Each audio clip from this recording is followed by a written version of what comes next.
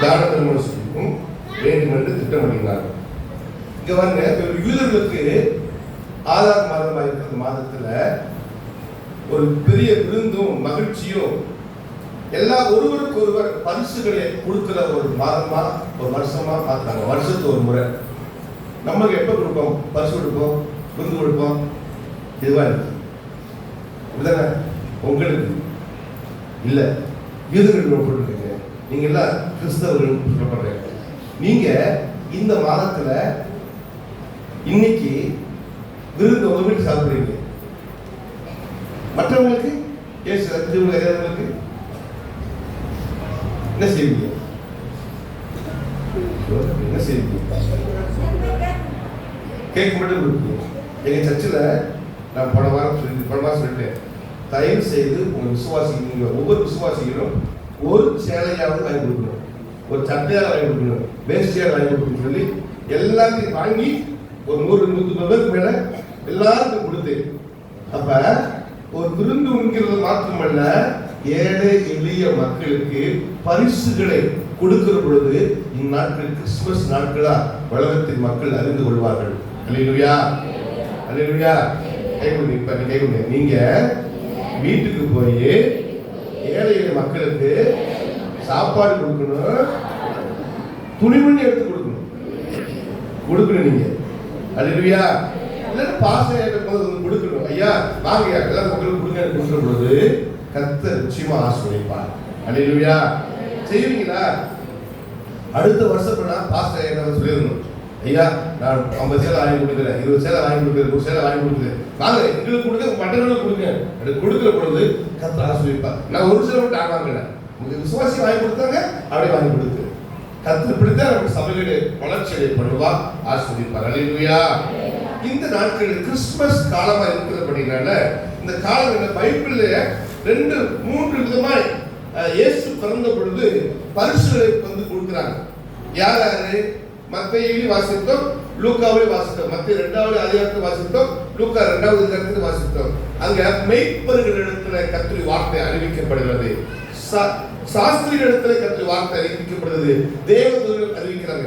மெய்ப்பர்கள் கர்த்தர் வார்த்தை கேட்ட பொழுது தேவனை துதித்து மகிமைப்படுத்த ஆரம்பிச்சாங்க. சாஸ்திரிகள், ஞானிகள், சாஸ்திரிகள் அவர் தேவன் வார்த்தை அவங்களுக்கு வெளிப்பட்ட பொழுது அவங்க வராங்க. கடைசாஸ்திரத்துல மத்தேயு 2வது அதிகாரம் 11வது வசனத்துல அவர்கள் காணிக்கைகளையும் பாதத்தை படைச்சாங்க. இயேசு பிறந்தது எப்பொழுது? எப்பொழுது ஒரு காணிக்கை படைச்சாங்க? இயேசு பிறந்தது அந்த சத்தத்தில் போட்டுருக்கு. இவங்க காணிக்கை படைச்ச இடம் எங்க போட்டுருக்கு? வீட்டில் போட்டுருக்கு. எவ்வளவு நாளா இருக்கும்? இயேசு பிறந்தனைக்கு கொடுத்தாங்க. இயேசு பிறப்புக்கும் இவங்க காணிக்கை படைச்சதுக்கும் காலங்கள் எவ்வளவு கேட்டா 2 வருஷமா.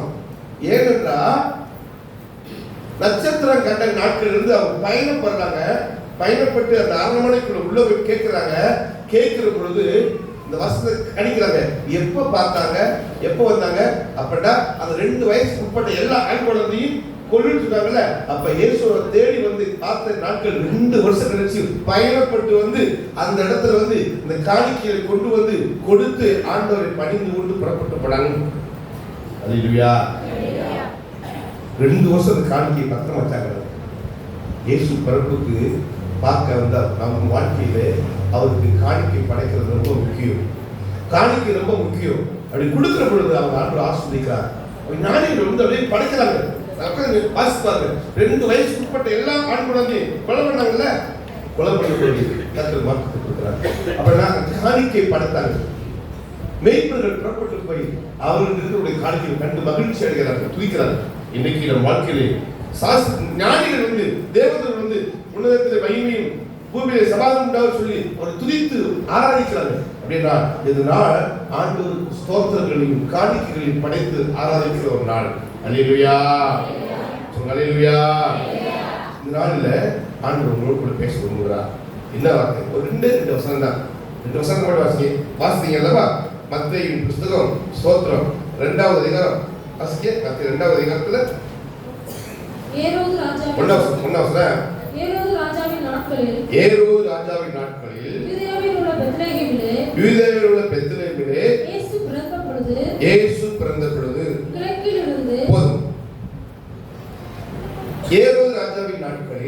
யூதேயாவில் உள்ள பெத்லகேமில் இயேசு பிறந்த பொழுது கிழக்கிருந்து சாஸ்திரிகள் எருசலேமுக்கு வந்து, இப்ப இந்த ஒரே வசனத்துல ரெண்டு வார்த்தை சொல்றாங்க. ரெண்டு வார்த்தை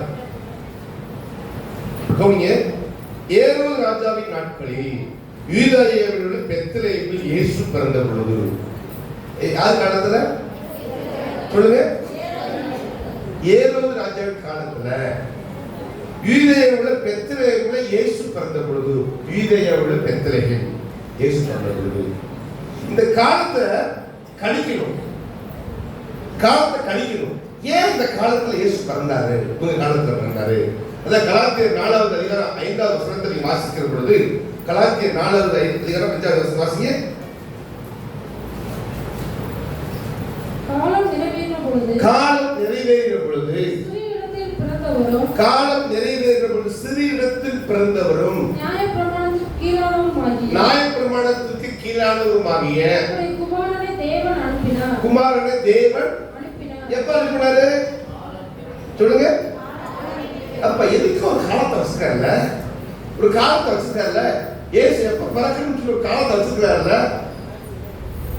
ஒரு காலம் நிறைவேறின பொழுது குமாரனை இயேசு பிதாவானவர் அனுப்பினார். காலம் நிறைவேறின பொழுது, எந்த காலம்? இந்த காலத்தை பார்க்கணும். அந்த காலம் எப்படிப்பட்ட காலம்? இயேசு பிறந்த பொழுது இருந்த காலம் எப்படிப்பட்ட காலம்? இன்றைக்கு நீங்கள் வாழ்ந்து கொண்டிருக்கிற இந்த காலம் எப்படிப்பட்ட காலம்? இன்றைக்கு உங்க சூழ்நிலைகள் எப்படிப்பட்ட சூழ்நிலைகள்? இயேசு எப்பொழுது உங்க வாழ்க்கையில் பிறந்தார்? இயேசு பிறந்த பொழுது பிறந்திருந்து இந்நாள் வரைக்கும் உங்க வாழ்க்கை எப்படி மாற்றப்பட்டு இருக்கிறது? இந்த காலத்துக்கு பிற்பாடு நீங்க எப்படி இருப்பீங்க? இன்னும் உங்க வாழ்க்கையில, உங்க குடும்பத்துல, உங்க உள்ளத்துல, இல்லத்துல இயேசு பிறக்கவில்லை என்றால், இயேசு இப்பொழுது பிறப்பாரானால் நீங்க எப்படி மாற்றப்படுவீர்கள்? காலம் நிறைவேறின பொழுது இயேசு பிறந்தார். ஏன் காலம் நிறைவேறின பொழுது? ஒரு காலத்தை தேவன் குறித்து வைத்திருக்கிறார். ஒரு நாட்களை கர்த்தர் குறித்து வைத்திருக்கிறார். அநேகர் வாழ்க்கையில ஆண்டவர் குறித்து வைத்திருக்கிற காலத்துல அவர் உங்க வாழ்க்கை மாற்றத்தை கொடுக்க வேண்டும் என்று விரும்புகிறார். அன்புக்குரியவர்களே, இயேசு பிறந்த காலத்தை குறித்து கொஞ்சம் பார்க்க போறோம். ஒரு சில வார்த்தை தான் பார்க்க போறோம். வேதம் சொல்கிறது, இந்த காலகட்டத்தில் முதலாவதாக அவருடைய பேர் போடப்பட்டிருக்கிறது. பேர் என்ன? ஏரோது ராஜாவின் நாட்களில். அது காலத்துல ஏரோது ராஜாவின் நாட்களில். இந்த கால ஏரோது ராஜா யாரு? இவர் ஏன் குறிக்கிறாரு? இவர் இயேசு பிறந்தது பெத்லகேம் போடப்பட்டிருக்கிறது. ஏரோது யாரு? இவர் ஒரு ரோம ஒரு ராஜா. இந்த ஏரோது பைபிள்ல புதிய ஏற்பாட்டுல 6 ஏரோது இருக்காங்க. புதிய ஏற்பாட்டுல 6 ஏரோது இருக்காங்க. ஒவ்வொரு காலகட்டத்துல ஒரு ஏரோது வராங்க. ஏரோது பிரதமர் இருக்காங்களா, நம்ம நாட்டு பிரதமர். நாட்டின் பிரதமர் பேர் வேற பேரு, மோடி ஐயா. ஆனா அவர் வைத்திருக்கிற பதவி பிரதமர். தமிழகத்துக்கு முதலமைச்சருக்கு வேற பேரு, ஆனா அது பதவி முதல்வர். அப்படின்னா ஏரோது என்பது ஒரு பதவி, ஒரு ராஜா பதவி. ஆனா அவர் பேர் வேற, ஒவ்வொருத்தருடைய பேர் வேற வேறு. இந்த பிரதமர் காலத்துல அல்லது முதலமைச்சர் காலத்துல, இந்த ஏரோது காலத்துல என்ன இருந்துச்சு, என்ன சூழ்நிலை அப்படின்னா, ரோமர்களுடைய ஆட்சி காலத்துக்கு கீழே இவங்க வாழ்ந்தாங்க. இவங்க அடிமைப்படுத்தப்பட்ட காலகட்டத்தில் வாழ்றாங்க. இன்னொன்னு மல்கியா புஸ்தகத்திற்கும் நம்ம மத்தேயு புஸ்தகத்துக்கும் இடப்பட்ட காலங்கள் 400 வருஷம் சொல்றாங்க. 400 வருஷம் இருண்ட காலம் சொல்றாங்க. இருண்ட காலகட்டத்துல அங்க கடவுளுடைய வார்த்தை இல்ல, அங்கே கடவுளுடைய சத்தம் இல்ல. பைபிள் இருக்கு, பைபிள் படிக்கிறாங்க, ஆண்டவர் பேசல. வசனம் இருக்கு, வேதம் இருக்கு, சட்டம் இருக்கு, எல்லாம் நியாயப்பிரமாணம் இருக்கு. ஆனா அந்த வார்த்தை அவன் வாழ்க்கையில் செயல்படவில்லை, கிரியை செய்யப்படவில்லை. அப்படின்னா ஒன்று அந்த காலகட்டங்கள் இருண்ட காலம். அது மாத்திரமல்ல, இந்த காலகட்டத்துல அங்க இந்த ரோமருடைய ஆட்சி. அவங்க சொன்னாங்க, ரோமர்கள் சொன்னாலே நல்ல சாப்பாடு, நம்ம மாதிரி நல்லா சாப்பிடுவாங்க, வகை வகையை சாப்பிடுவாங்க, கறி எடுத்து சாப்பிட்டு நல்ல பல வகையை சாப்பிட வச்சுப்பாங்க. நல்லா சாப்பிட்டு மிச்சி சாப்பாடு இருக்கும்ல, இன்னும் சாப்பிடணும், மிச்சி சாப்பாடு சாப்பிடணும் அப்படின்னா முதல் வாந்தி பண்ணி திரும்ப சாப்பிடுவாங்க. அவங்க பழக்க வழக்கம். அடுத்து சாப்பிட்டாச்சுல, அடுத்து கொஞ்சம் ஓய்வு எடுத்துப்பாங்க. அடுத்து இந்த ரெஸ்ட் இருக்கிற நேரத்தில் இருக்குல்ல, அந்த காலகட்டத்தில் என்ன செய்வாங்கன்னா, அடிமைகள் இருப்பாங்கல்ல, அந்த யூதர்கள் அடிமைகள் வச்சுப்பாங்க. அடிமைகளை அவங்க வச்சு வெளியில ஒரு பெரிய கிரவுண்ட்ல சிங்கத்தை கூண்டுல கொண்டு வச்சு, சிங்கத்து கூண்டுக்குள்ள அடிமையில கொண்டு உள்ள விட்டு விளையாட விடுவாங்க. சிங்கம் ஜெயிக்கிறதா, இந்த அடிமை செய்கிறானா? சிங்கம் ஒரே இடத்துல காலி பண்ணிடும். இத சிங்கத்தை அடிமையில அடிக்கிற பொழுது சிரிப்பாங்க. எந்த காலம்? இயேசு பிறந்த எந்த காலம்? சிங்கம் இந்த அடிமைகளை அடிச்சு கொல்றதை பார்த்து சிரிப்பாங்களா? நம்ம ஊர்ல டபிள்யூ விளையாடுறாங்கல்ல, மனிதன் அடிக்கிறாங்கல்ல, இதை பார்த்து செய்யறாம என்ன செய்யறா? நல்லா அடிக்கிறாங்கடா, குத்துறாங்கடா, மண்டி உடைக்கிறாங்கடா, சிரிக்கிறவங்கள. இது இந்த காலம். அடிக்கிறது மனிதன், அடிவாங்க உடனே போன மனுஷன். இந்த காலகட்டம் இப்படி காலகட்டம் தான் மனிதனை மாதிரி அடிக்கிற காலகட்டங்கள், கொள்ற காலகட்டங்கள். இந்த வீடியோட பப்ளிக் அடிச்சு மண்டை உடைக்கலாம் பப்ளிக் அதை பார்த்து எல்லா பேரும் எழுதிருக்காங்க. ரோமர்கள் போல ஆட்சி நடக்கிற காலகட்டங்கள், குச்சண்டை, மனிதனை உடைக்கிறது, மூக்க உடைக்கிறது, இப்படி காலகட்டங்கள். இந்த மாதிரி காலகட்டத்தில் தான் அந்த ஆட்சி காலகட்டத்தில் ஏரோது ராஜாவின் நாட்களில அடிமைப்படுத்தப்பட்ட காலகட்டத்தில் அரசாங்க அதிகாரியா இருக்கிற ஏரோது மக்களை அடிமைப்படுத்தி அடிமைகளை சிங்க குகையில போட்டு சிங்கத்துக்குள்ள போட்டு அடிச்சு விளையாடுறதை கொல்றதை அதை பார்த்து எல்லாரும் கூட்டமா உட்கார்ந்து சிரிச்சு கொண்டிருக்கிற காலகட்டத்தில் இயேசு பிறக்கவில்லை. இன்றைக்கு என்ன சொல்லிட்டே போனா, ஏன் இந்த காலகட்டத்தில் இயேசு அப்பதான் பிறக்கணுமா? ஆதாம் காலகட்டத்தில் இயேசு பிறந்து கூடாதா? ஆபிரகாம் காலகட்டத்தில் இயேசு பிறந்து கூடாதா? நோவாவின் காலகட்டத்தில் இயேசு பிறந்து கூடாதா? என்னவாங்க தாவீது காலகட்டத்தில் இயேசு பிறந்து கூடாதா? ஏன் திருக்கதர்சியர் காலகட்டத்தில் இயேசு பிறந்து கூடாதா? பிறந்துக்கலாமே. ஏன் இப்பதான் பிறக்கணும்? ஒவ்வொரு காலகட்டத்தில் தாவீது காலகட்டத்தில் ஆட்சி நல்லா இருந்துச்சு, சாலமோன் காலகட்டத்தில் ஆட்சி சமாதானம் இருந்துச்சு, இப்ப பிறந்துக்கலாமே. உலகம் எப்ப எந்த நேரத்தில் தேவனை இயேசுவை அனுப்ப வேண்டும் என்று ஆண்டவர் தீர்மானித்து வைத்திருக்கிறார். அன்புக்குரியவர்களே, உங்க வாழ்க்கையில சில நேரங்களில் சூழ்நிலைகள் எல்லாம் ஒரு மாதிரி இருக்கிறது. நம் வாழ்க்கை சூழ்நிலை எல்லாம் ஒரு மாதிரி இருக்கிறது. இந்த சூழ்நிலை வாழ்க்கையில் எப்படி இருக்கிறது? போராட்டமான சூழ்நிலைகள், கண்ணீரும் கவலையும் நிறைந்த சூழ்நிலைகள், நிந்தைகள் அவமானம் நிறைந்த சூழ்நிலைகள், நெருக்கிற சூழ்நிலைகள், அவமானப்படுத்த சூழ்நிலைகள். இந்த சூழ்நிலையின் காலகட்டம் எப்படி இருந்தாலும் பரவாயில்ல, உன்னை மீட்டெடுக்கிறதுக்காக இயேசு பிறந்து கொண்டிருக்கிறார். அல்லேலூயா, அல்லேலூயா. இயேசு பிறக்கிறதுக்கு காலத்தை வைத்திருக்காரு. எல்லா ஜனங்கள் அடிமைப்படுத்தப்பட்டுக் கொண்டு அடி வாங்கி கொண்டு விதிக்கப்பட்ட நிலைமையில இருக்கிற இந்த காலகட்டத்தில் இயேசு பிறக்கிறார். ஏன்? இவங்களை காப்பாற்ற வேண்டும் என்பதற்காக, இவங்களை மீட்டெடுக்க வேண்டும் என்பதற்காக, இவங்களுக்கு உதவி செய்ய வேண்டும் என்பதற்காக, இவங்களுக்கு வாழ்வு கொடுக்க வேண்டும் என்பதற்காக ரட்சகன் இயேசு கிறிஸ்து இந்த பூமியில பிறந்து வந்திருக்கிறார். அன்புக்குரியவர்களே, உங்க வாழ்க்கை கடந்த காலத்தை எண்ணிப்பார்கள். யார் மூலமாவது அவமானங்கள், அடிகளும், வேதனைகளும், கண்ணீர்களும் நீங்க பட்டிருக்கீங்களா? வார்த்தை மூலமா அடிகள், பணத்தை வாங்கிட்டு கொடுக்க முடியாமல அடி வாங்கின காலங்கள், அவமானப்பட்ட காலங்கள், இந்த மாதிரி மற்ற மனிதர்களால் துரத்தப்பட்ட நேரங்கள்ல யாரை நோக்கி பார்த்தா, யார் உனக்கு உதவி செய்தாய்? கர்த்தர் இயேசு கிறிஸ்து ஒரு கண்ணீரை கண்டிருக்கிறாரே, கர்த்தர் இயேசு கிறிஸ்து வாழ்க்கையை விண்ணப்பத்தை கேட்டாரே, அந்த காலகட்டத்தை நினைச்சு பார்த்தாயா? அன்றைக்கு வாழ்க்கையில உள்ளத்துல இயேசு பிறந்தாரே, இன்றைக்கும் அவர் உன்னோடு கூட இருக்கிறார். அல்லேலூயா, அல்லேலூயா. வாழ்க்கையில் இயேசு பிறந்த நோக்கத்தை ஒரு நாளும் மறந்து விடக்கூடாது. வாழ்க்கையில குடும்பத்துல, இல்லத்துல இயேசு பிறந்த நோக்கத்தை மறந்து விடக்கூடாது. அடிமையின் தாழ்மையை நோக்கி பார்த்தால் அடிமையின் தாழ்மையை அப்படின்னா என்ன அர்த்தம்? எங்களை தேசமே அடிமைப்பட்டு வச்சுட்டாங்க, தேசமே நொறுக்கி வச்சுட்டாங்க. ஆனா என் தேவன் கண்ணோக்கி பார்த்தாரே, அடிமையின் தாழ்மையை நோக்கி பார்த்து. மரியாதை சொல்றா, அடிமையின் தாழ்மையை நோக்கி பார்த்து, ஆண்டவரே எங்க வாழ்க்கையை காப்பாற்றுவதற்காக இயேசுவை உள்ளத்துல என் மனத்துல வைத்தபடியால் ஸ்தோத்திரம் ஆண்டவரே. சொல்லுங்க, ஆண்டவரே அடிமையின் தாழ்மையை நோக்கி பார்த்தீரே.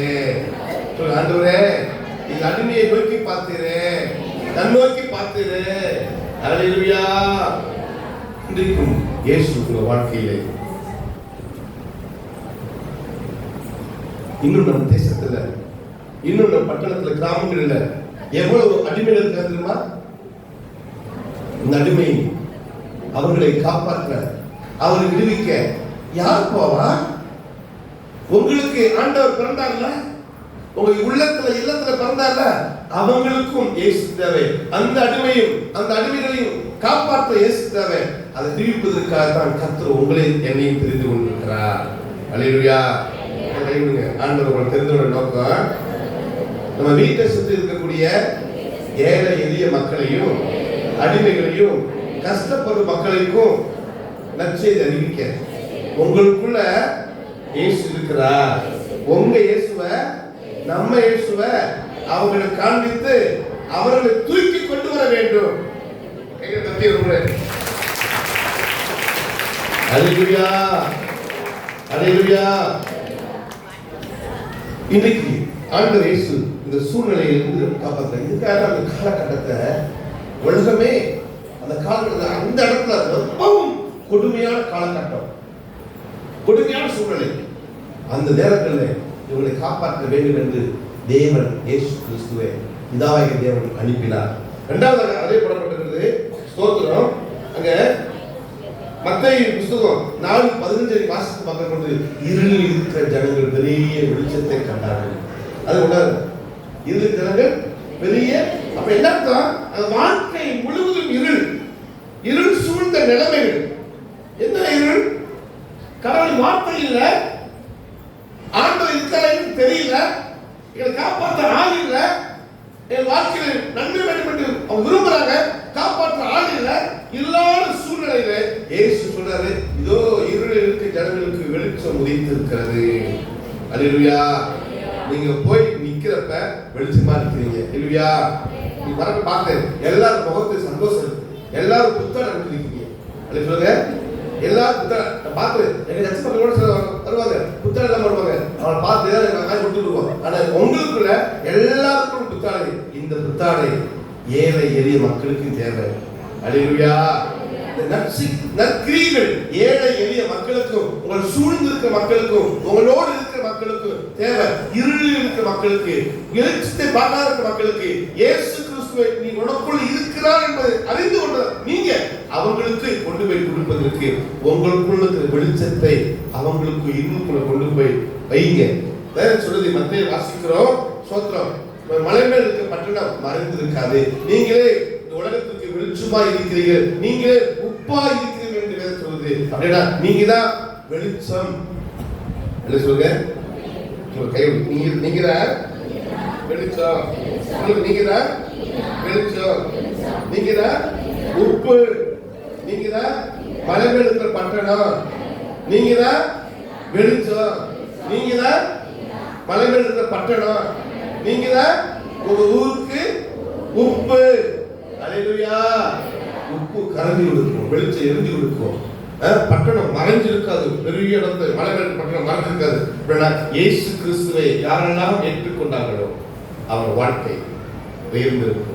இயேசு கிறிஸ்துவை யாரெல்லாம் ஏற்றுக்கொண்டார்களோ அவர் வாழ்க்கை பிரகாசமா இருக்கும். இயேசு கிறிஸ்துவை யாரெல்லாம் ஏற்றுக்கொண்டார்களோ அவர் வாழ்க்கை கரைந்து கொடுப்பார்கள். அல்லேலூயா. இந்த காலகட்டம் இயேசு உங்களுக்காக, ஊர் மக்களுக்காக, இருளில் இருக்கிற மக்களுக்காக, அடிமையில் இருக்கிற மக்களுக்காக பிறந்திருக்கிறார். அல்லேலூயா, அல்லேலூயா. இரண்டாவதாக அதே வாசிங்க, மத்திய 2 வாசிங்க. ஏரோது ராஜாவின் நாட்களில் யூதேயாவில் உள்ள பெத்லகேமிலே என்ன ஊரு? என்ன ஊரு?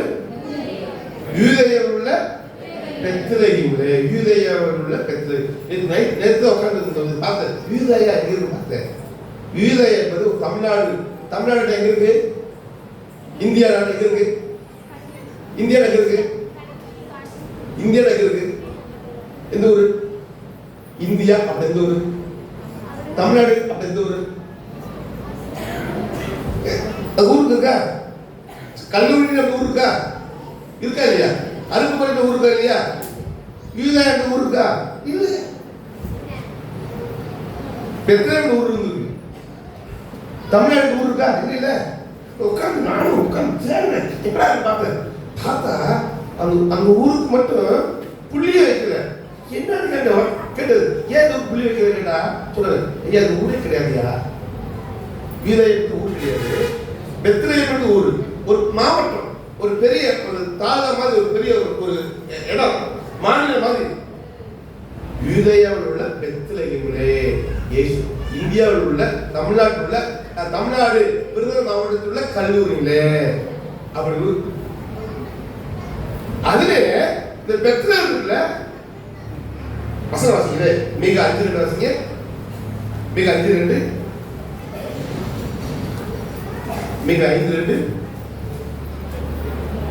மீகா 5:2. எப்ராத்தா என்னப்பட்ட பெத்லகேமே, எப்ராத்தா என்னப்பட்ட பெத்லகேமே, நீ யூதேயாவில் உள்ள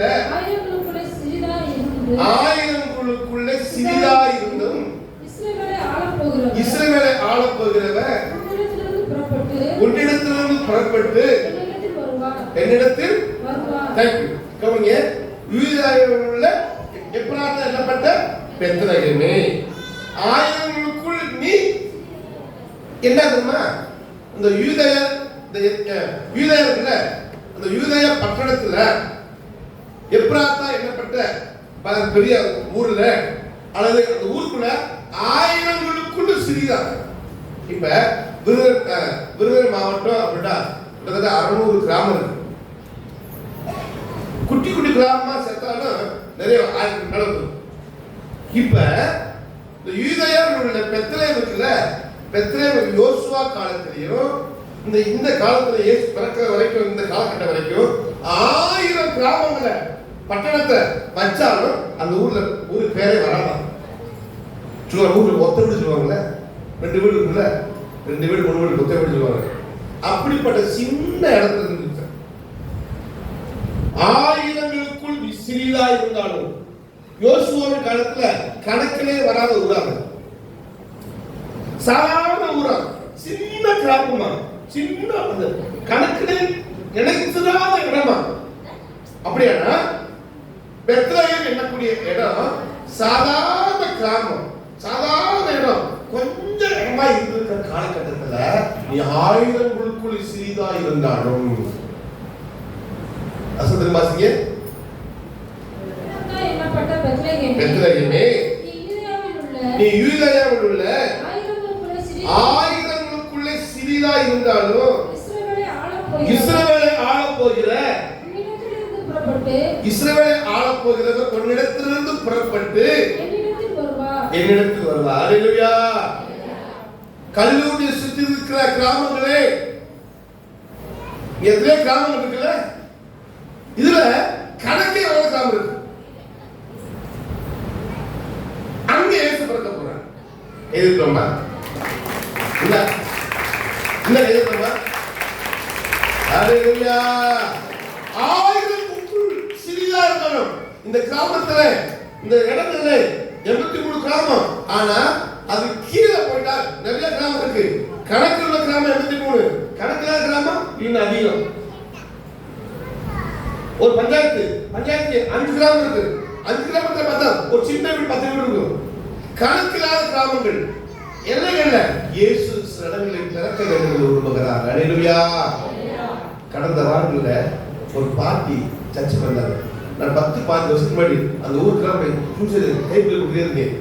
ஒரு நாள் வரல, கடந்த 1 மாசமா பார்த்தா ஒரு பாட்டி புதுசா வராங்க. எந்த பாட்டி? இந்த பாட்டி எங்க வரலன்னா அந்த கிராமத்துல வராங்க. ஆண்டவரே, அன்னைக்கு எத்தனை வருஷத்துக்கு முன்னாடி பேசுறேன்னு சொன்னேன். அந்த கிராமத்துக்கு ஒரு பாட்டி வராங்க, நடந்தே வராங்க, 2-3 கிலோமீட்டர் நடந்தே வராங்க, நடந்தே போறாங்க. எப்படி வராங்க? காலையில 9 மணிக்கு வந்தாங்க. சொன்னேன், இந்த பாட்டி இவ்வளவு நேரம் எங்க வராங்கண்ணா? திரும்ப நடந்தே போறாங்க. டேய், இந்த பாட்டியை கொண்டு போய் விட்டு வராங்க. பைக் எடுத்து அனுப்பி வச்சேன். நான் போனதுக்கு முதல் வரேன், நானே பாட்டி கூட்டு போனேன். பாட்டியோட வீடு எங்க பாட்டி வீடு கொண்டு விட்டு வந்தேன். ஏசு நிறைய குடும்பம், சாதாரண குடும்பம். அந்த கிராமத்துல, இந்த பக்கத்துல, அந்த கிராமத்துல ஒரு இயேசுவை புதுசா ஏற்றுக்கொண்டு ஒரு பாட்டி. உங்க ஊரை சுற்றிலும் இயேசுவை அதிகாரம் இருக்கிற பெத்லகேம் போன்ற கிராமங்கள், இயேசு பிறக்காத இருக்கிற பெத்லகேம் போன்ற கிராமங்கள், இயேசுவை அறியாத மக்கள் கூட்டங்கள் இன்னைக்கு ஏராளம் உண்டு. கணக்கிலே வராத குடும்பங்கள். ஊரே மதிக்காத இடங்கள், மதிக்காத சூழ்நிலைகள். இதுதான் இந்த ஊரை மதிக்கவே இல்லை. உலகத்திற்கு பரவாயில்ல, தாழ்ந்தா இருக்கு, அற்பமா எண்ணப்பட்ட இடம், அலுவலிக்கப்பட்ட இடமா இருந்திருக்கலாம். ஆனா அங்க இயேசு இருக்க போறார். அல்லேலூயா. வாழ்க்கையில சில சூழ்நிலை எண்ணி பாருங்க. கடந்த காலத்தை சில வருஷத்துக்கு எண்ணி பாருங்க, எப்படி இருந்தோம்? நம்ம சமுதாயம் மதிச்சா, உங்க ஊரு மதிச்சாங்களா? ஓப்பா யார் இன்னைக்கு போய் நின்று பாருங்க, மதிக்க மாட்டாங்க. ஆனா இப்ப இயேசு பொருட்கள் வந்தாங்கல்ல, அதுக்கு பிற்பாடு நடந்து போய் பாருங்க, உங்க வாழ்க்கையே மாறி எதுக்காம ஐயா உன் வாழ்க்கையில இயேசு பிறந்த போது வாழ்க்கை மாறி இருக்கு. இன்னும் எவ்வளவு பெரிய பணக்காரங்க ஒரு இடத்துல போயிட்டா மதிக்க மாட்டாங்க. உடம்புல இயேசு வந்தார்ல, அதுக்கு பிற்பாடு வாழ்க்கை மாறிச்சு. அதுக்குள்ள உயர்த்து கத்துறது, அதுக்குள்ள வாழ்க்கை மாற்ற கத்துறது. அப்படின்னா இயேசு என்கின்ற உயர்த்துகிறவர், ரட்சகர் வாழ்க்கையிலே அற்புதமாக எண்ணப்பட்ட அந்த பெத்லகேமில் பிறந்தது போல அங்கே பிறந்த அந்த இயேசு கிறிஸ்து அங்குள்ள மக்களை உலகமே அறிகிற வகையில உயர்த்திட்டார்ல. அப்படின்னு சொல்ல நீங்க கிறிஸ்துவ போயிட்டு வர ஆசைப்படுறோம்ல, எங்க போயிட்டு வர ஆசைப்படுறோம்? இயேசு பிறந்த ஒரு பார்க்க ஆசைப்படுறோம்ல. அன்னைக்கு ஒரு வரைபடத்துல பேரே எழுதப்படாத பெத்லகேம்ல இயேசு பிறந்து இன்றைக்கு உலக நாடு அந்த ஊர் மேல கண் வச்சு பாக்குறாங்கன்னு காரணம் என்ன? அந்த ஊர்ல இயேசு பிறந்ததுனாலதான். உலக நாடு ஊர் மேல குற்றுமோட விரும்புறாங்க. ஆனா அந்த ஊரை கர்த்தர் இயேசு பிறந்தனால இன்னைக்கும் காப்பாற்றப்பட்டுக்கிட்டே இருக்கிறாங்க. உங்க ஊர்ல இயேசு பிறப்பாரானா, உங்க வீட்டுல இயேசு பிறப்பாரானா, உங்க இல்லத்துல இயேசு பிறப்பாரானா, நீங்க நிச்சயமா உயரத்துல இருப்பீங்க. இயேசு உங்க பங்கு விரும்புகிறா, உங்க உள்ளத்துல உங்க இல்லத்துல இயேசு பிறக்க வேண்டும் என்று விரும்புகிறா. இயேசு பிறக்க போது ஒரு தாழ்மையை உயர்த்தி விடுவா, அற்புதமான சூழ்நிலை காட்டி விடுவா. ஏனென்றால் இயேசு மனுஷனுடைய வாழ்க்கையில உள்ளத்துல இல்லத்துல பிறக்கிற பொழுது ஒரு பெரிய மாற்றம் வரும். அல்லேலூயா. லூக்காவின் புத்தகம் 19ஆம் அதிகாரத்தில் 1ஆம் வசனத்திலிருந்து 10ஆம் வசனத்தை வாசிக்கிற பொழுது சகையின் சம்பவம் இருக்கிறது. சகை யாரு? லூக்காவின் புத்தகம் 19:1-10 வரைக்கும் சகை யாரு? வரி வசூலிக்கிறவர். அவருக்கு போடப்பட்டிருக்கிறது. இந்த 10ஆம் வசனத்தை வரைக்கும் நீங்க வாசித்து பார்த்தா அங்கே ஆதாயப்படப்பட்டிருக்கிறது, அவர் இயேசு எப்படிப்பட்டவரோ என்று பார்க்க வகை தேடினான் போட்டு. யார் அவரு? அந்த ஊர்ல பணக்காரன், அந்த ஊர்ல அதிகாரி, அந்த ஊர்ல மேன்மையானவன். ஆனா அந்த ஊர் மக்கள் அவனுக்கு வச்சிருக்கிற பேரு பாவியான மனுஷன். அது பணக்காரன் எப்படி பாவியானா? அது அதிகாரி எப்படி பாவியா மாறுவான்? அவன் உயர்ந்தவன் எப்படி பாவியா மாறுவான்? ஆனா அவனுக்குள்ள பணக்காரன், அவனுக்குள்ள அதிகாரி, அவனை சார்ந்த சூழ்நிலையில அவன் நேர்மையானவன். ஆனா சமுதாய மக்கள் மத்தியில அவன் பாவியான மனுஷனாக காணப்படுகிறான். ஆனா அவன் ஒன்று இயேசு எப்படிப்பட்டவரோ என்று பார்க்க வகை தெரியினான், ஆசைப்பட்டான். தேவ பிள்ளைகளே, இயேசு எப்படிப்பட்டவரோ என்று நீ பார்க்க ஆசைப்படுதாயா? இன்னும் சில மக்கள் இயேசு எப்படிப்பட்டவரோ என்று பார்க்க வகை தேடி கொண்டிருக்கிறார்களே, இயேசு எப்படிப்பட்டவரோ சொல்லி பார்க்க ஆவல் கொள்றாங்களே, நீங்க அவரை காண்பித்தீங்களா? அவர் காண்பிச்சீங்களா? காமிச்சீங்க இல்லையா? இல்லையே. ஆனா அதே சொல்லுது, அவன் குள்ளனானபடியினால் ஜனக்கூட்டத்தின் நடுவிலே அதை காண முடியவில்லை. கூட்டம் அவனை பார்க்க விடல. உடனே அவன் ஓடி காட்டத்தி மரத்தில் ஏறினான். காட்டத்தி மரத்தில் ஏறினான். இயேசுவை பார்க்க ஆசைப்பட்டான். இயேசுவோட பேச ஆசைப்படல, பார்க்க ஆசைப்பட்டான். இயேசு எப்படிப்பட்டவரோ அவர் முகத்தை பார்க்கணும், அவ்வளவுதான். அவர் பார்க்க ஆசைப்பட்டார். இயேசு போய் அந்த மரத்துக்கு நின்று, சகைவே சீக்கிரத்தில் இறங்கி வா, நான் இன்றைக்கு உன் வீட்டில் தங்க வேண்டும். இதுதாமா அல்லேலூயா.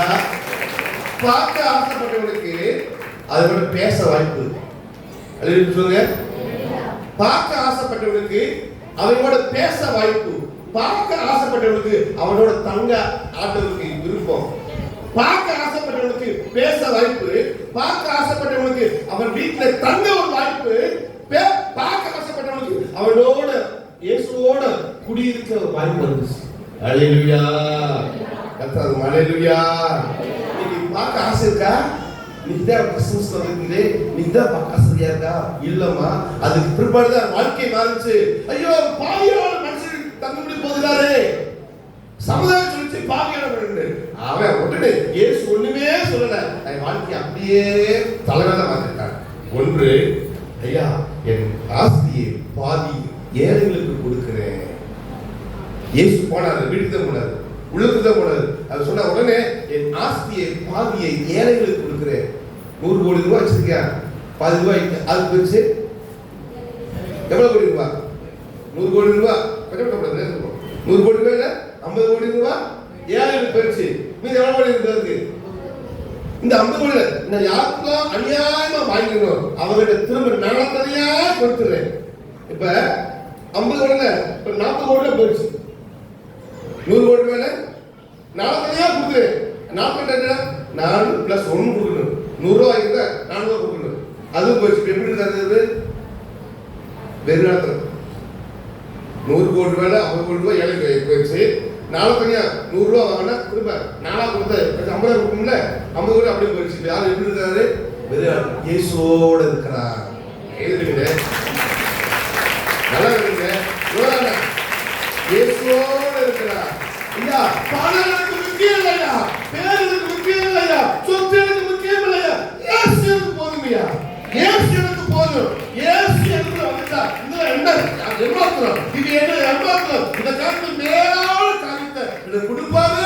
நல்ல கையை தட்டி நல்லா நல்லா அல்லேலூயா கைவிடுங்க. இயேசு கைவிடுங்க. இயேசு வேணும், இயேசு வேணும். இயேசு வந்தா தான் வாழ்க்கையே மாற போகுது. அல்லேலூயா. இயேசு எப்படிப்பட்டவரோடு பார்க்கணும் போனா, ஆனா இயேசுவோட வந்து கிடைச்சது பணம், பொருள், சொத்து, கோடி எல்லாத்துக்கும் மேலான சுதந்திரம் சொத்து இயேசுதான். அல்லேலூயா. இயேசு மாத்திரம் உங்களுக்குள்ள வந்துட்டா எல்லாம் வந்துடும். யார் வரணும்? யார் வரணும்? பெத்லகேம் சாதாரணமா நினைக்கப்பட்ட ஊர் தான். அந்த ஊர்ல இயேசு பிறந்த பொழுது எல்லாமே வந்துச்சு. உலகமே அந்த மாதிரி பயப்படாதுமா. உலகமே சின்ன நாடு தான். இல்லைங்க, சின்ன நாடு, உலகமே பயப்படுறாங்க. காரணம் தெரியுமா? இயேசு இருக்கிறார். இன்னைக்கு உங்க வாழ்க்கையில உங்க ஊர்ல நீ அற்புதமா என்ன பண்றீங்களா? உங்க ஊர் சின்ன ஊரா இருக்கலாம், சாதாரண மனுஷனா இருக்கலாம். உங்க வாழ்க்கையில உங்க குடும்பத்துல இயேசு மாத்திரம் பிறந்திருந்தா, இயேசு மாத்திரம் வாழ்ந்திருந்தா, உங்க வீட்டுல உங்க உள்ளத்துல சமயம் போல இருப்பாருன்னா நிச்சயமா சொல்றேன், நீங்க உயர்ந்த ஸ்தானத்துல ஊரே பயப்படுவார்கள். ஊரே பயப்படுவாங்க, பார்த்து நடுங்குவாங்க, மதிப்பாங்க, கனப்படுத்துவாங்க, உயர்த்துவாங்க. அல்லேலூயா. ஆகவே தாழ்ந்தவன், இல்லாதவன், அற்புதமா எண்ணப்பட்டவன் என்று நினைக்க வேண்டாம். இயேசுவை நேசிக்கிறார், உங்களுக்குள்ள வந்திருக்கிறார். நிச்சயமா நீங்க உயர்ந்திருக்க போறீங்க. பெத்லகேமே 1000க்கு நீ சிறிதா இருந்தாலும் இஸ்ரவேல் ஆளப்போகிறத இந்த ஊர்ல வருகிற காலகட்டத்துல இந்த மாசத்தோட பஞ்சாயத்து தலைவர் எலெக்ஷன் போயிடுச்சு. இங்க இருந்து நம்ம ஊர் கிராமங்கள்ல பஞ்சாயத்து தலைவர்கள் எழும்ப போறாங்க. கைதுங்களே, வார்டு மெம்பர் எழும்ப போறாங்க. கைதுங்களே, நீங்க உங்க வார்டுக்கு மெம்பரா மாறணும். நீங்க உங்க ஊருக்கு தலைவரா மாறணும், கவுன்சிலரா மாறணும், ஒன்றிய கவுன்சிலரா மாறணும்.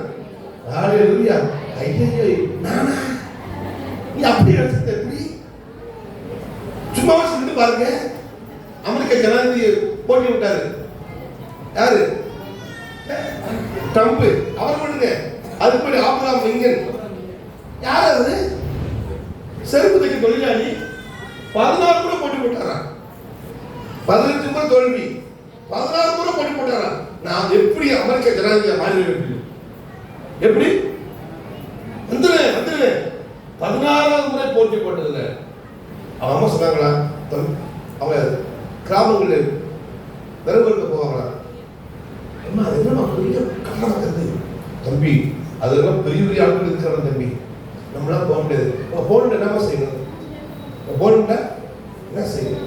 இந்த பைபிளை தூக்கி நீ சுமந்தா, வேதத்தை படிச்சு சுமந்தா, இந்த வேதம் நாங்கள் கொண்டு போய் பண்ணாங்க. எது இந்த வேதம் நீங்க கொண்டு போய் விடும். என்னமா சொல்றேன், உட்காந்து நைட்டு மகன் உட்காந்து தோக்குறோம் படிச்சுட்டு இந்த பைப்பை கொண்டு போயிருமா, கொண்டு போயிருமா, அது என்ன பண்ணு, எலக்ட்ரிக்கணும். சாதாரண செருப்பு தைக்கும் தொழிலாளி அவர் எலெக்ஷன் நின்று ஒரு முறை தோல்வி, 2 முறை தோல்வி, 16 முறை தோல்வி அடைந்து 16வது முறையில் அவர் நின்று எலெக்ஷனை வெற்றி பெற்று அமெரிக்க ஜனாதிபதியாக நின்று உயர்த்தி காட்டினார். அல்லேலூயா. இந்த பைபிள் இருக்கிறா, இந்த பைபிளை தூக்கி சுமந்து வந்த இந்த பைபிள் இனி அமெரிக்க ஜனாதிபதியை உயர்த்தினது. இங்கே அமர்ந்திருக்கக்கூடிய தேவப்பிள்ளைகளே, இந்த வேத புத்தகம் உங்க வாழ்க்கையை உயர்த்தி காட்டும். இந்த வேத புத்தகம் வாழ்க்கையை மாற்றி காட்டும். இந்த வேத புத்தகம் ஆண்டவரை நம்புற ஒவ்வொரு வாழ்க்கையில நிச்சயமா பைபிளை உண்டாக்கி கொண்டு வரும். கையை தட்டி எல்லாம் கையை தட்டி ராதா ராமா ராதா ராதா ராமா ராதா ராமா ராமா இயேசுவே ஸ்தோத்திரம். வேத புத்தகம் உங்களை மாற்றி அமைக்கும். நீ மாறுனியா, நீங்க மாறுறீங்களா?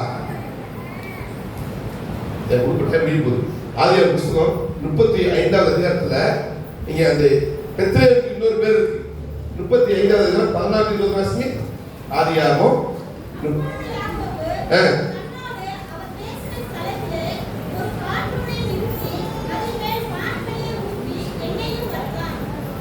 ஆதியாகமம் 35:16 வாசிங்களா? தேவன் தன்னோட பேசின அந்த ஸ்தலத்திற்கு யாக்கோபு பெத்தேல் என்று பெயரிட்டார். பின்பு பெத்தேலே விட்டு புறப்பட்டார்கள். எப்ராத்தாவுக்கு வர இன்னும் கொஞ்சம் தூரம் இருக்கும்போது ராகேல் பிள்ளை பெற்றாள். பிரசவத்தில் அவளுக்கு கடும் வேதனை உண்டாயிற்று. பிரசவிக்கும் போது அவளுக்கு கடும் வேதனை இருக்கையில் மறுத்து வச்சு அவளை பார்த்து, பயப்படாதே, இந்த முறையும் புத்திரனை பெற்றாய் என்றார். கவனிங்க, இதுக்கு இன்னொரு பேர் இருக்கு, எப்ராத்தா. எப்ராத்தா. பெத்தேலுக்கு இன்னொரு பேர் இருக்கு, எப்ராத்தா. இங்க யாக்கோபுக்கு குழந்தை பிறக்குது. அவன் மனைவி பிறந்தவரு ராகேலுக்கு குழந்தை பிறகு.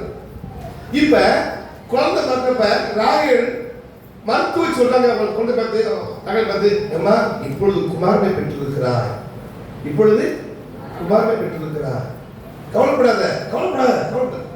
உடனே குமாரனுக்கு என்ன பதில் பிரச்சனை? என்ன பேரு? வாசிக்கிறது. மரண காலத்தில் பிரியும் போது பெனோனி என்று பெயரிட்டாள். அவள் தகப்பனோ அவனுக்கு பென்யமீன் என்று பெயரிட்டாள். இது அப்பா ஒரு பேர் வைக்கிறார், அம்மா ஒரு பேர் வைக்கிறார். உங்க வீட்டுல மாதிரி அம்மா ஒரு பேர் வைப்பாங்க, அப்பா ஒரு பேர் வைப்பாங்க. பன்னின்னு ஒரு அப்பே வைக்கலாம், அம்மா நாயின்னு வைப்பாங்க. அப்படி கூப்பிடுங்க, பண்ணி என்ன செஞ்சுருக்கு அப்படிதான். பெனோனி அம்மா வைக்கிற பேரு. அம்மா வைக்கிற பேரு என்ன பேரு? பெனோனி. அப்பா வைக்கிற பேரு அப்ப என்னதுமா? அம்மா என்ன வச்சிருக்க? என்ன பேர் கூப்பிடுறாங்க? துக்கத்தின் மகனே, வேதனையின் மகனே, துக்கம் வேதனையின் மகனே, கண்ணீரின் மகனே அப்படின்னு பேர் வைக்கிறார். அல்லது வருத்தத்தின் மகனே, வருத்தத்தின் குமாரனே, வேதனையின் குமாரனே அப்படின்னு அம்மா பேர் வைக்கிறாங்க. அப்பா பேர் வைக்கிறாரு இல்ல, பென்யமீன் வலது கரத்தின் குமாரனே, என் எதிர்காலமே என்கிறார். சொல்லுங்க சொல்லுங்க, என்ன பேரு? என் எதிர்காலமே, என் வலது கரமே, என்னை காப்பாற்றுகிறவனே, என்னை ஆதரிக்கிறவனே, எனக்கு நன்மை செய்கிறவனே, என் ஜனங்களை காப்பாற்ற போறவனே பேர் வைக்கிறாரு. கைதுக்கிறேன். அம்மா சொல்லிட்டாங்க வருத்தம், துக்கம், கண்ணீர், வேதனை பேர் வைக்கிறாங்க. அப்பா என்ன பேர் வைக்கிறாரு? என் எதிர்காலமே, என் நம்பிக்கையே, என் வலதுகரமே, என்னை காப்பாற்றுகிறவனே வைக்கிறாங்க. அப்படின்னா பிள்ளையை பார்க்கின்ற பார்வை இருக்குல்ல, அதுதான் வித்தியாசம். இயேசு பார்க்கின்ற பார்வை இருக்குல்ல, அதான் வித்தியாசம். என்ன பார்க்கணும்? என் எதிர்காலம் இயேசு, என் நம்பிக்கை இயேசு, என் வாழ்வு இயேசு, எனக்கு உதவி செய்கிறவர் இயேசு, என் வாழ்விக்கிறவர் இயேசு என்று பார்க்கின்ற பார்வையில் வாழ்க்கை மாறிவிடும்.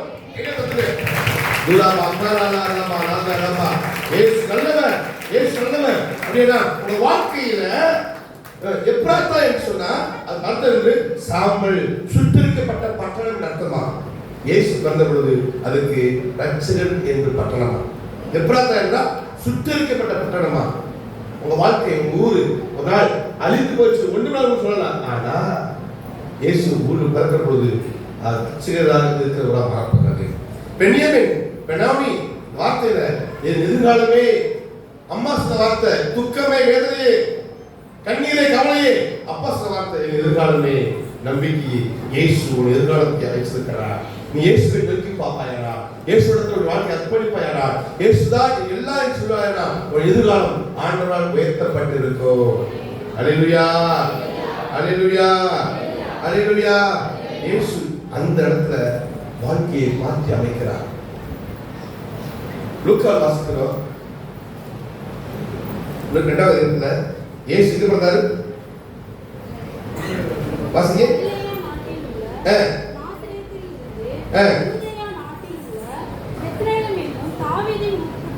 போனார்.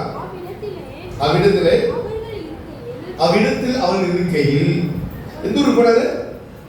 இந்த ஊரு தாவீது ஊருக்கு போனாங்க. ஏன் ஊருக்கு போனாங்க? ஏன் ஊருக்கு போனாங்க? ரகசியம். ஏன் சிங்கப்பத்தில் போட்டுருக்கீங்களா? அவளுக்கு அவ்விடத்தில் அவள் இருக்கையில் அவளுக்கு பிரசவம் இருக்கிறது. அவள் தன் முதல் குமாரனை பெற்று சத்திரத்திலே அவளுக்கு இடம் இல்லாதபடினாள். என்ன பண்றது? சத்திரம் பெற்றது நமக்கு இருக்கிறது. சொல்லுங்க சத்திரத்து அப்படின்னா மாநில மாநிலத்தில் நடந்தாரு. யோசிப்பாரு தாவீது வம்சத்தார். தாவீது யாரு? போவாங்க. அவன் எந்த ஊருக்கு வந்திருக்கிறான்? அங்கிருந்து வந்திருக்கிறான். எங்க வந்திருக்கிறான்? என் வீட்டுக்கு வந்திருக்கிறாயா? சொந்த வீட்டுக்கு வந்திருக்கிறான். அவன் குடிமேல் வந்திருக்கிறான். அரசன் கூட வந்திருக்கிறான். இந்த வீட்டுக்காரன் சொல்ல வந்திருக்கிறான். அது ராஜாவுக்கு வம்சம், ராஜாவுக்கு பிள்ளை, ராஜாவுக்கு குடும்பத்தை யோசிப்பு. எங்க வந்திருக்கிறான்? என் சொந்த ஊருக்கு நான் வீட்டுக்கு வந்திருக்கிறான். சத்திரம் என்றால் அது மேல் மாடி அர்த்தமா, மேல் மாடி அர்த்தமா. இப்ப ஏன் மேல் மாடிலிருந்து மாட்டு போனான்னு சொல்ல கேளுங்க. ஏன் மேல் மாடி? அந்த வீட்டுல சொந்த மதப்புகள் தாவீதுக்கு ஒரு பிள்ளையா பண்ணாங்க, பல பேர் இருந்தாங்க. அத்தனை சொந்தம் பண்ண எல்லா ஊருக்கு வராங்கல்ல, எல்லா ஊருக்கு வந்தாங்கல்ல, எல்லா ஊர்ல இருந்து தாவீது ஊருக்கு வர்றாங்க. தாவீது வீடு, இந்த வீடு எல்லாம் சொந்தம்ப்பா. இந்த மூலையா கம்மிங்களா எப்பா எங்க அப்பன் பிறந்த வீடு, எங்க சீரா பிறந்த வீடு, இந்த வீட்டு மூலையா கட் பண்ணிக்கலாம். ஆமா இல்லையா? அப்படிப்பட்ட வீட்டுல பிறந்தவங்க தாவீது யோசேப்பு. வெளியூருக்கு போயிருக்கிறார், திரும்ப வர்றான், வீட்டுல இடம் இருக்கிறார். அங்க இருக்கையில ஒன்று எங்க இருக்கையில என்னன்னா எப்படி அங்க சத்திரத்திலிருந்து வெளியே போனாங்க, நாட்டுக்கு போனாங்கன்னா அந்த ரூல் பழைய பாட்டு சட்டத்திட்ட என்னன்னு கேட்டீங்கன்னா, தீட்டுப்பட்டா குழந்தை பிறந்த தீட்டுப்பட்டுருவாங்கல்ல, தீட்டுப்பட்டா அந்த வீடே தீட்டாயிரும். வந்திருந்த எல்லாரும் தீட்டாயிரும். ஆகினால அந்த குழந்தை நீ இருக்கிறதால எல்லாம் தீட்டாயிரும். இப்ப நம்ம ஊருக்கு வழக்கு எப்படி என்னன்னா, ஒரு பெண் தீட்டான காலகட்டத்துல வீட்டுக்குள்ள இருக்கணும், ஆம்பளையாளர் வெளியே போகணும், அல்லது பெண் வெளியே இருக்கணும், ஆம்பளையாளர் உள்ள இருக்கணும். இதான் ஒரு சட்ட அவசியம் பழைய படி.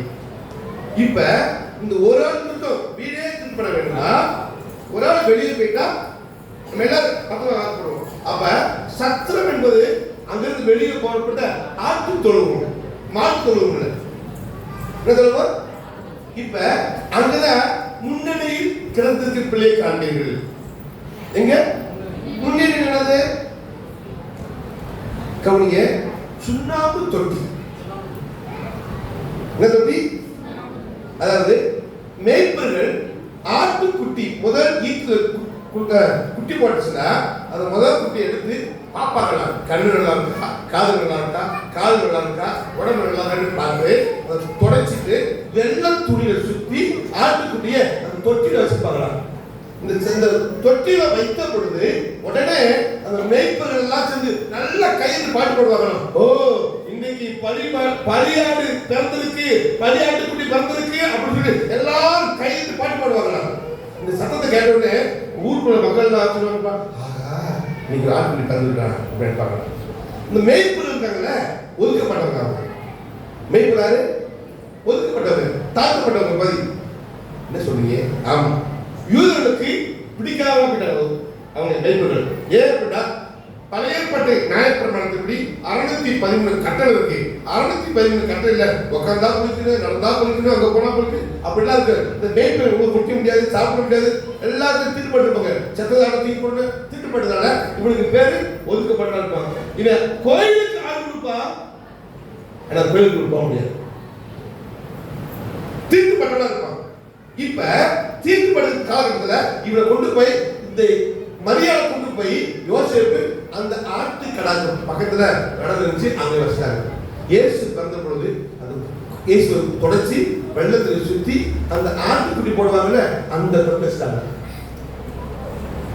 கொஞ்சம் கனகனப்பா இருக்குமா, சுண்ணாம்பு இருக்கிறது கனகனப்பா இருக்குமா, இந்த குளிரால கனகனப்பா இருப்பதுனால அந்த தொட்டில வச்சாச்சு. இப்ப அவரை பார்க்கறதுக்கு மேய்ப்பர்கள் வராங்க. அந்த குட்டி பழுதற்ற ஆட்டுக்குட்டி, பலியாக போன குட்டி. ஒவ்வொரு குட்டியும் முதல் குட்டி ஆட்டுக்குட்டி கடா போட்டா அந்த குட்டியை அவன் பார்க்கிற இது பலியிடப்படப்பட்ட குட்டி, இது இந்த கடா ஆடுறதுக்காக பலியிடப்பட்ட குட்டி. ஆனா இப்பொழுது இந்த குட்டியை, இயேசு குட்டியை, குழந்தை குட்டியை அப்படியே வச்ச பொழுது மேற்பட்டு வராங்க. ஐயோ, பலியிடப்பட இடம் இல்ல, இந்த ஆடு, இந்த குட்டி, இந்த குழந்தை ஆண்டவருக்கு பலியிடப்பட குழந்தையா? ஆமா, ஆண்டவரே எங்களை மீட்பதற்காக, அடிமைத்தனத்திலிருந்து மீட்பதற்காக, எங்களை இருளிலிருந்து மீட்பதற்காக, இந்த சூழ்நிலையிலிருந்து மீட்பதற்காக இந்த ஆட்டுக்குட்டியை போல பிறந்திருக்கிற இந்த ஆட்டுக்குட்டியை இயேசுவே சொல்லி எல்லாரும் கையெட்டி அதை பாட்டு போயிடாங்க. அதெல்லாம் கையெழுத்து, அதெல்லாம் கையெழுத்து. ஹல்லேலூயா. பெத்லகேமில மாட்டு ஆட்டு தொழுவத்துல அங்கே தொட்டியில இயேசு வைக்கப்பட்டு எல்லா மேய்ப்பர்களும் பார்த்து, ஆண்டவரே இவர்தான் மேசியாவா, இவர்தான் இயேசு கிறிஸ்துவா, அதை சென்னி பார்த்து எல்லாம் துதிச்சாங்களா? இதோ உங்களுக்காக பெத்லகேம் என்ன அற்பமா எண்ணப்பட்ட ஊர்ல, அற்பமா எண்ணப்பட்ட ஜனங்கள் நடுவில் இயேசு பிறந்திருக்கிறார். உங்க வாழ்க்கையை, குடும்பத்தை, தேசத்தை ஆசீர்வதிக்க போகிறார். ஹல்லேலூயா. அந்த ஆண்டவருக்கு உங்களுக்கு வேண்டுமா? அந்த இயேசு உங்களுக்கு வேண்டுமா? ஜெபம் இப்பொழுது இயேசு எப்ராத்தா எண்ணப்பட்ட பெத்லகேமில் பிறந்திருக்கிறார். இயேசு கிறிஸ்துவே உங்க வாழ்க்கையில் பிறக்க வேண்டும் என்று விரும்புகிறார். உங்க உள்ளத்துல, உங்க இல்லத்துல, உங்க ஊர்ல நீ அற்பமா எண்ணப்பட்டிருக்கலாம், அதிகாரிகள் அமுக்கப்பட்டிருக்கலாம், சமுதாயத்தில் ஒடுக்கப்பட்டிருக்கலாம்.